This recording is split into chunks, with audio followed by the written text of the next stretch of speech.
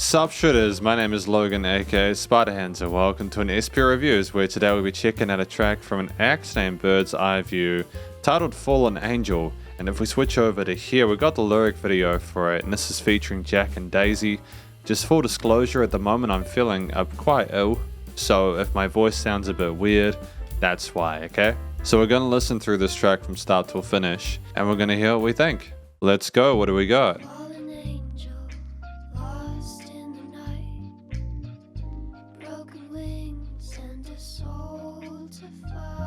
Beautiful, eh? Searching for a way to rise up high from the ashes to touch the sky. Once you soar Great entrance to the percussion. high and free, your light shone bright for all to see. But the darkness called you down, and you tumbled to the ground. We got a really whispery tone to these vocals. Is this an allusion to like angels being beckoned down by the darkness and corrupted or something like that? But the artwork's pretty. I like the bass line with everything else. Now you lay there, bruised and scarred, but deep inside, you know your heart. To keep you down, they will have to try.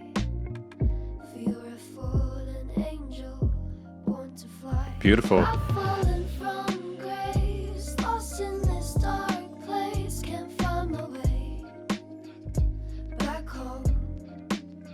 I'm just a broken soul, trying to find my role. I'm just a fallen angel.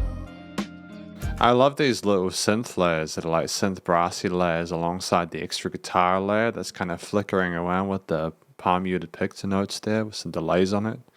It's gorgeous. There's a little bit more oomph to this chorus, but not more than we need. Bringing stuff away with some little whispery chicka chicka chicka chicka I'm chicka. just a fallen angel, encased in flesh and bone. I am called to a tour, but I've been handed one thing after another, so I don't need to search for a savior. 'Cause my hope is still going strong, and I know that it won't be long until history repeats. It's my words I'll eat. I've fallen from I'm liking the story that's being told here. Part of it is because I'm able to follow along because it's a lyric video, right? So it's a bit easier because I've got the lyrics in front of me. I appreciate when people make lyric videos, you know. I get that the vocals are well captured and recorded and produced. The studio production's really solid, as far as I'm aware. I'm at this point, but just, you know, good job for having a lyric video. Just how, especially if it's not someone's first language, you know? grace, lost in this dark place, can't find my way back home. I'm just a broken soul, trying to find my role. I'm just a fallen angel. Expectations So what are we going to do differently at this point? my soul, so I'll have to dig deep at the roots. 'Cause I've been let down, but it was always me. It was always my selfish desires, so I built a wall around dependency. So I built a wall around dependency. Damn, dude. There's some self-awareness. There's some character development. I'm running away from my reliance on secrecy. I love how the guitars go backwards and forwards, you know? Great automation and panning. From secrecy. I've fallen from grace, lost in this dark place, can't find my way back home. I'm just a broken soul, trying to find my role. I won't be a fool.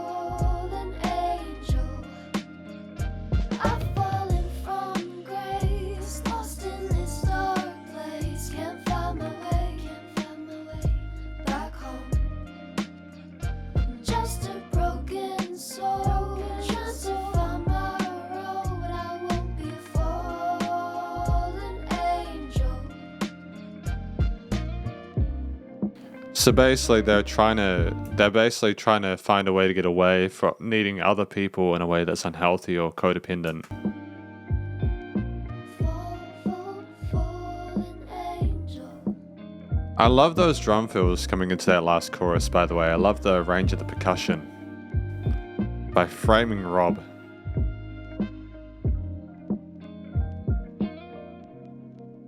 Sick.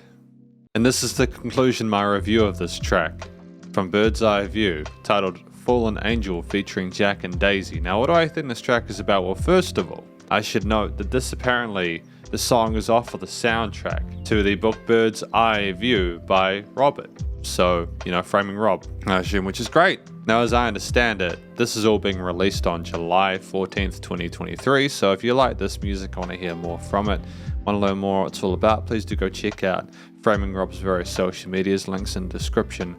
But basically, I think this track is about someone who has fallen from a height they previously considered themselves, a person who was fairly capable of taking care of themselves, was doing all the right things that they needed to. And then things just kind of messed them up a little bit, and they realized actually, hey, I have struggling here, I have stumbled, I have fallen. So what I need to do is get myself out of this place and try and get myself to a point where I never have to be reliant or dependent on anyone again, because I want to find myself, I want to fly again. I am an angel that is going to fly. I think that's a beautiful thing to write a song about, so I'm glad that we did it. I'm sure a lot of people will be able to relate to that, having fallen but want to rise up again and not allow the adversity to defeat them. I think the vocal performance from the lady singer in the song was great. She had great head and chest voice. There were some really compelling vocal melodies there and some harmonies as well, some overdubs there. The story showed a lot of vulnerability on the singer's part. It seemed like they were really into it, but it was like a soft, kind of quiet, kind of breathy kind of style there. It almost seems like she was trying to whisper it to you. And it's a fashionable vocal style nowadays, and I don't necessarily mind it. I think if you're too bombastic, it's not necessarily going to be believable with a story like this. You got that lo-fi kind of like cozy kind of tone to it. So the vocal style, the note choices, the melodies, etc., they make sense both in the hook and verse with the story that's being told there. I'm satisfied with it. You can't really assume there to be a massive or a superfluous amount of range to the vocal performance here, just simply because if it's too bombastic, it needs to match the tone. And the story's themes are fairly clear-cut throughout, and they're fairly consistent throughout, should I say, so it makes sense that we sing like that. But yeah, I'm really stoked with how it was sung. The story made sense with the vocal style, and basically with just the rest of the song now. Now the rest of the song is basically 4:27. Right, it's a 4-minute 27 song. Now that is just outside of the 2 to 4 minute sweet spot I have, but I don't think that that's an issue here. The theme is compelling behind it, but before we get into that, it's just we have this verse-chorus structure here that's repeated a few times. We have like an interlude section, and it's just the combination of various instruments that we had in the mix. We had like kind of like a whispered kind of word kind of percussion going on in the background, which was an interesting sort of like ambient layer there. We had basses. We had the drums as well, the percussion when that came in. We had an organ as well as some guitar parts, some other synthy bits, a little bit of synth brass in the latter half of the hook sections. We understood that we could not sleep on 2 to 3 different layers, especially when we had a similarity to the way that we were singing to the audience. So it made sense that we'd, change and restructure stuff. I think that's absolutely fine. We never had everything at once, which I think was good. We did vary the amount of whatever ingredient we had, like in the choruses, usually they were the most busy, but then would come down to a sort of more lo-fi kind of mid-range bassy elements there, like the bass and the kicks, etc. Or maybe things would be more airy sometimes. Occasionally after the hooks, we wouldn't have any drums at all. We varied the amount we had things to keep it interesting for the listener. There was dynamic range to the performance as well, which I appreciate. Things weren't the same loudness all the time. And that isn't just a studio production thing, that's actually like a composition or performance thing. I think the overall atmosphere with the variety of really soft textures we had here, with even the percussion being relatively tame, there were short hits, they were punchy, but not too much. It was very misty and almost like it was very soothing to listen to. Like we weren't being too hard on ourselves for falling, like we were trying to pick ourselves back up and be kind to ourselves. I think that's the feeling I got from these interesting extensions and the harmonies there. They were not just played on certain instruments, but carried across the tapestry of the various elements working together. And ultimately, I think even though it's a little bit bittersweet that they had to fall in the first place, I get the feeling from the motif of this track that we were going for more of a, I might be in a situation now, but things will improve kind of thing, and then I'm not going to allow myself to go back here again, but not being too hard on themselves. I think that motif there, the way it made me feel with the chord choices and such, and the kind of accessibility of the theme itself not being too sort of off-putting with like the tones within that, makes sense with the story, as well as the vocal style, the softness of the vocal style. Everything comes together really nicely in this. Everything makes sense, and I've got no real complaints about it. I think that everything's well connected. There's a synergy to it. I don't think there's a note out of place. And I think genuinely, if we tried to spice it up further by adding extra lead sections or a different vocal style or whatever, it just would have been off-putting to the listener. So I understand why the decisions that were made here were done so. So good job. I mean, I think finally, the studio recording, mixing, and mastering was splendid. I wasn't initially sure about the leveling at the start, simply because I was kind of figuring out like the dynamic range of these tracks where things were placed. I think I'm happy with how things were balanced within this mix. There was a ceiling to the kit where some hits were louder than others, and I think that when I got a vibe of how the guitars were placed, the keys, the sort of like synth parts, the bass, etc. Once they all came in, especially in the hook, it sounded really nice and full.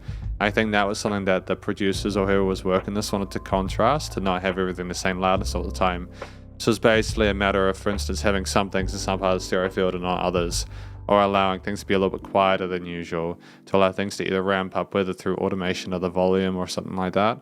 I think that was smart, because it allowed a change in feel between the chorus and verses, etc., from the studio perspective. But the track, it had great presence to the vocals, even with like the reverb and other sort of like misty delay change they had on those. The guitars and the synths and everything like that, the bass, drums, all were nicely controlled and EQ'd there with very minimal overbearing effects change on those. We didn't over sort of like sample them or add too many sort of spicy things to them.